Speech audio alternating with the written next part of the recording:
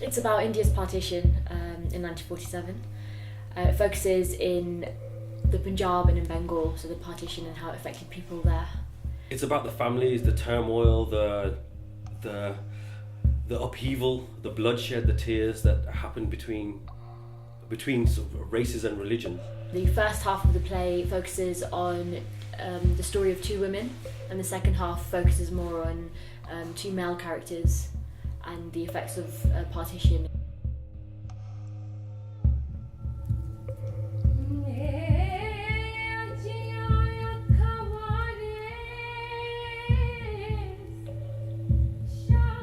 ये बहुत लंबी कहानी है, बहुत लंबी, a very long tale.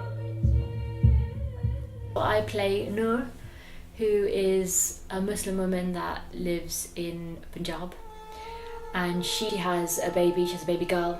Her husband doesn't like that. He wanted a boy, and then he decides to abduct a Sikh woman and take her as his wife, and he divorces Noor, and then him and his mother poison her and throw her down the well. Then why don't you just slay me like the others are doing to their wives and daughters? Why don't you give me some poison? Why don't you just push me down a well? And if I do, I'll throw your Aisha down there as well.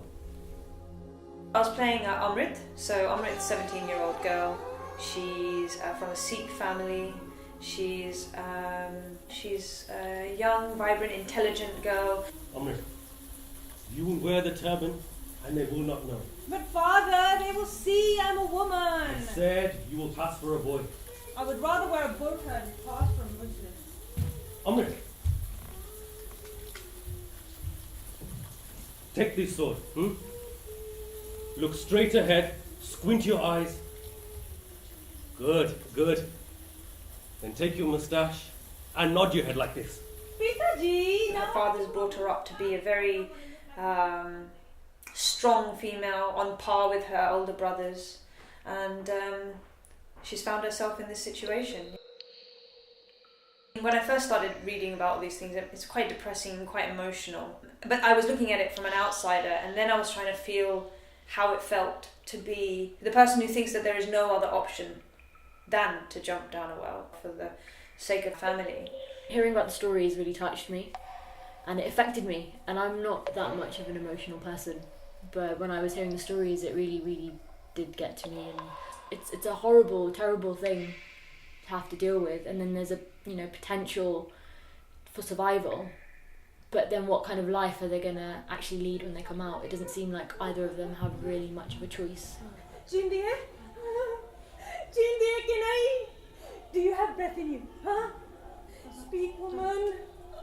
Speak! Jinns! Jinns! Jinns! Jinns on the land! Jinns under the earth! Jinns floating up from the deep! Alive! Coming for me! They're coming for me!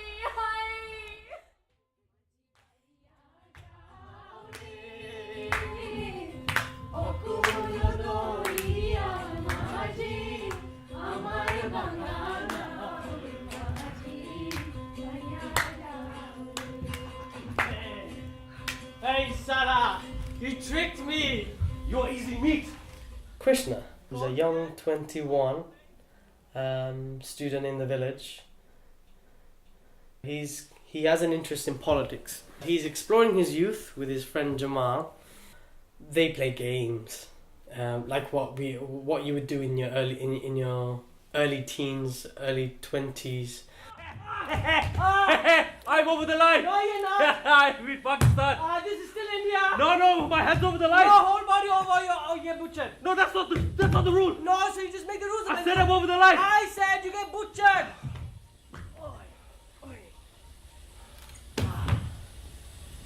Hey Krishna. Look at those God squads butchering for their country. Muslim League over here. Hindu March over here. Nothing but murderers. Yes. And they say that this village is in India. Still. We have to stop this dirty division. Or otherwise, your relatives in Dhaka, they'll be speaking Urdu. Urdu? Yes. Don't even know how to spell the word. Well, we're not going to let them split Bengal. Jute over there, factories over here, bamboos over there, paper mills over here, leather over there, factories over here. What kind of a stupid is a division like this? Congress should have agreed to the federation. Then there'd be no splitting. There's also Jamal, and he's a young 21-year-old uni student, and he's very not airy-fairy as such, but he likes poetry. He likes to think that the world is a great place and the sun shines and true love will last forever. And that makes sense because he's in love at the time. He's fallen for Sangeeta, so everything is beautiful and roses and heaven and earth.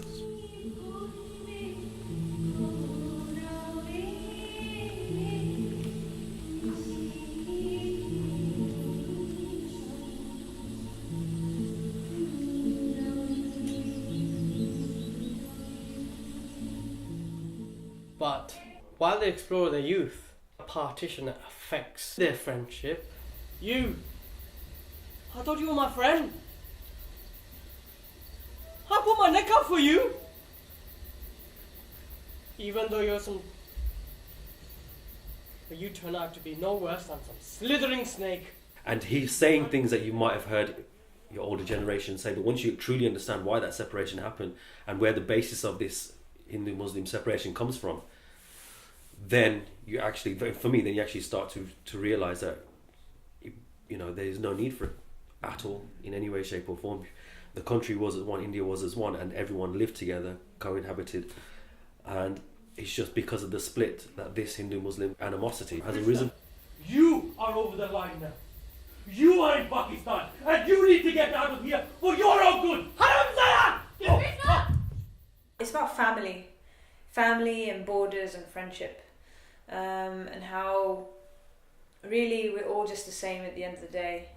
I'm not Sikh, I'm Muslim. I'm not Muslim, I'm Sikh. Yes, we know that. This idea of us versus them has grown through politics and how much that destroys families. People's greed at the political level. Indira Gandhi, horrible demon. That was so bad. So sorry. Killing and raping all those women. So sad. The issues that were going on at the time for fathers, for mothers, for daughters, for sons, I don't think we will truly ever be able to get what happened there. The people who lived through that will eternally be scarred, I suppose. But to raise awareness and to tell their story, that's what we're here, and that's, if I can go halfway to try and tell people that story, then I'll be happy.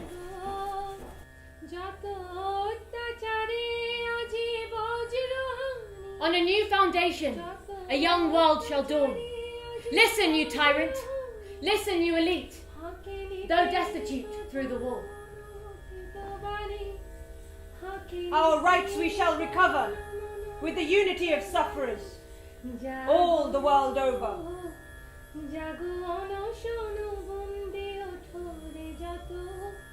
Jago